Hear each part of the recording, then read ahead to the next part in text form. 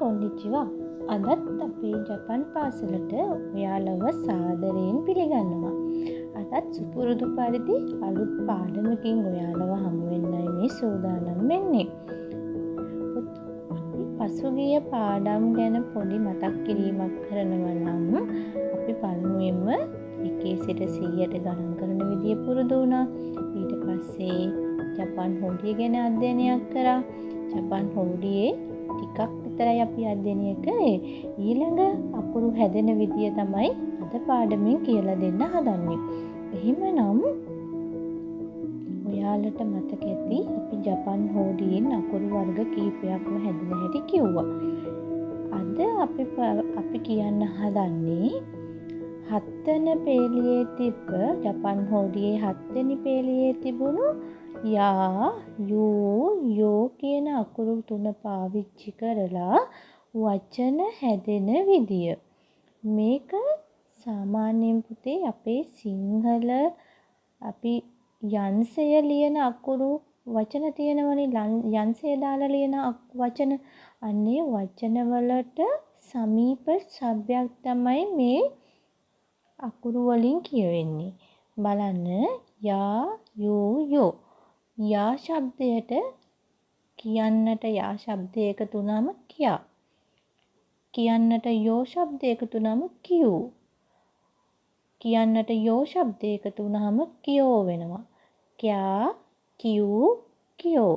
මේ පිළිවෙලට තමයි මේ chart එකේ දිගටම අකුරු ටික කියවෙන්නේ. බලන්න ෂා ෂූ ෂෝ චා චූ චෝ ඤා නියු නියෝ හා හියු හියෝ මෙයා මියු මියෝ රියා රියු රියෝ ග්යා ගියු ගියෝ චා චූ චෝ බ්යා බියු බියෝ ප්යා පියු පියෝ. මෙන්න මේ විදිහට යා ક્યા සිට ප්යෝ දක්වා වචන සෑදෙනවා ජපන් හොඩියේ තියෙන යා යූ යෝ කියන අකුරු වල භාවිතයෙන්. බලමු අපි දැන් උදාහරණ කීපයක් චුට්ටක් අපි මේක ගැන හැදෙන විදිය ගැන අවබෝධයක් ඇති කරගන්න මම ඔයාට උදාහරණ කිහිපයක් පෙන්නලා තියෙනවා. බලන්න පුතේ ક્યાකු කියන શબ્දය හැදිලා තියෙන්නේ ક્યા කියන શબ્දයෙන්. ક્યાකු කියන වචනේ හැදිලා තියෙන්නේ ક્યા. කියන්නයි යා යන්නයි. එතකොට ඊළඟ කියූ කියලා අපි ජපාන් ගණන් කිරීමේදී කියූ කියලා නමයට කිව්වනේ. එහෙනම් කියූ කියන එක ලියන්න ඕනේ කියන්නට යූ શબ્දය එකතු වෙලා. කියූ. ඊට පස්සේ කියෝනෙන් කියන වචනය කියන්නට යෝ શબ્දය එකතු වෙලා කියෝනෙන් කියන වචනය හැදිලා තියෙනවා. ඊට පස්සේ දෙන්ෂා කියන වචනය ෂා කියන යා යන්නේ શબ્දේ යා. දෙන්ෂා හැදිලා තියෙන්නේ ෂා යන්නට යා යන්න එකතු වෙලා. ඊට පස්සේ ෂූ හැදිලා තියෙන්නේ ෂියන්නට යූ શબ્දය එකතු වෙලා කොන්ෂූ හැදිලා තියෙනවා.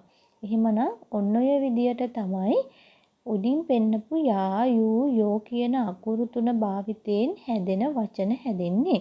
අපි පසුවට වැඩිදුර මේ ගැන අධ්‍යයනය කරමු. ඊට පස්සේ අපි තවත් ඔයාලට කියලා දෙන්න අවශ්‍යයි ජපන් භාෂාවේ හල් කිරීම සෑදෙන ආකාරය. පුතේ අපි හල් කිරීම සාදන්න ජපන් හොඩියේ තිබුණනේ උත්සු කියලා අකුරක්. අන්නේ උත්සු කියන අකුර තමයි අපි භාවිතා කරන්නේ ජපන් හොඩියේ හල් කිරීම හදන්න. හැබැයි ඒ අකුර අපි ලියන්නේ අනිත් අකුරු වලට සාපේක්ෂව පුංචි කරලා. එතකොට පුංචි උත්සු එකක් තියෙනවා නම් එතන කියවෙන්නේ හල් කිරීමක්. බලන්න මම ඔයාලට පහලින් පෙන්නලා දෙනවා උක්කා කියලා වචනයක්. එතකොට කියන શબ્දය අල් කයන්නේ શબ્දය ඇවිල්ලා තියෙන්නේ පොඩි ඉත්සු එකකින්. පොඩි ඉත්සු අකුරෙන් තමයි හැදිලා තියෙන්නේ. එතකොට කී කියන කොටත් අල් කයන්න කියවෙනවා. එතකොට අල් කයන්න හැදිලා තියෙන්නේ පොඩි ඉත්සු අකුරෙන්. හරි. ඔය විදියට තමයි මේ වචන ටික හැදෙන්නේ. ඔයාලා මේක නැවත නැවත අධ්‍යයනය කරන්න. මම මේක හැදිච්ච විදිය පෙන්වන්න ඔයාලට උදාහරණ කිහිපයක් පෙන්නලා තියෙනවා. බලන්න. ඒ උදාහරණ වල තියෙන්නේ කිත්තේ කියලා.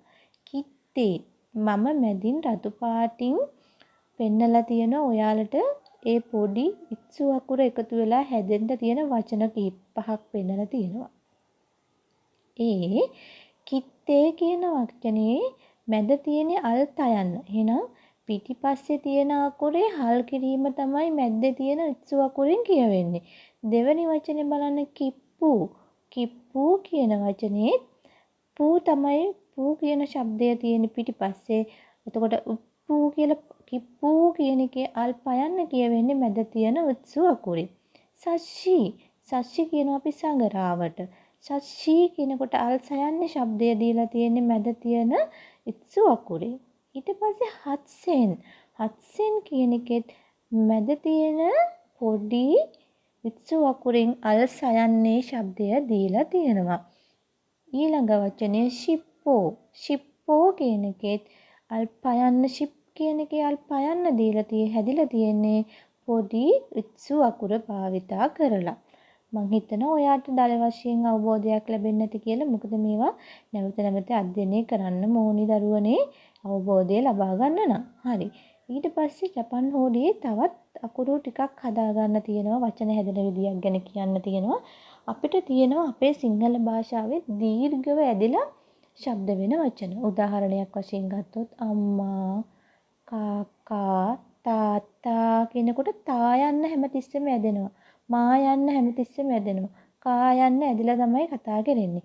එහෙමනම් අන්නේ දීර්ඝව ඇදලා ශබ්ද වෙන වචන හදාගන්න අපි ජපන් හෝඩියේ තිබුණු ආ, ඊ, ඌ, ඒ, ඕ කියන අකුරු පහ භාවිතා කරනවා.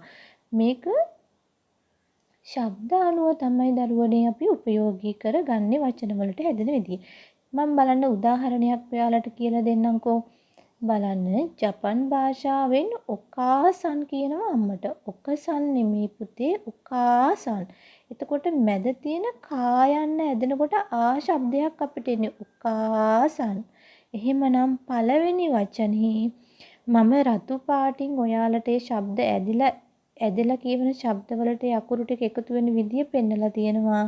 ඔකාසන් කියනකොට මැද තියෙන කා යන්න ඇදෙනවා. ඒ ඇදෙන්නේ ආ ශබ්දයෙන්. එහෙනම් මැදට අයන්නක් ලියන්න ඕනි ඔකාසන්.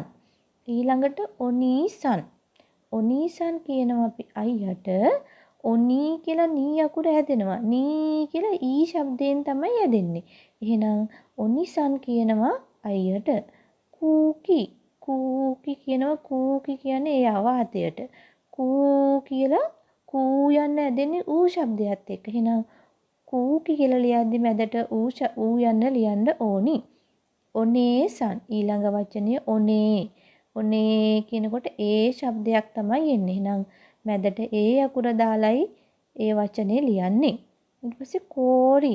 කෝරි කියලා කියනවා අයිස් වලට. එතකොට කෝ කියලා මේ වචනේ ඇදෙනවා. ඇදිලා තමයි ශබ්ද වෙන්නේ. එතකොට ඕ ශබ්දයක් තමයි එන්නේ. කෝරි කියනවා ජපන් භාෂාවෙන් අයිස් වලට. එහෙනම් මෙන්න මේ විදියට තමයි මේ වචන ඇදිලා ශබ්ද වෙන්නේ.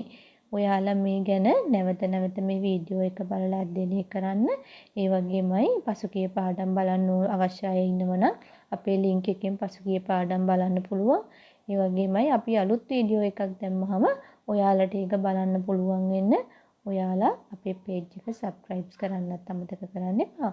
එහෙනම් අපි තවත් දවසක අලුත් පාඩමකින් හමු වෙනවා. ඔයාලා හැමෝටම සුබ දවසක්. මතයිමෂෝ.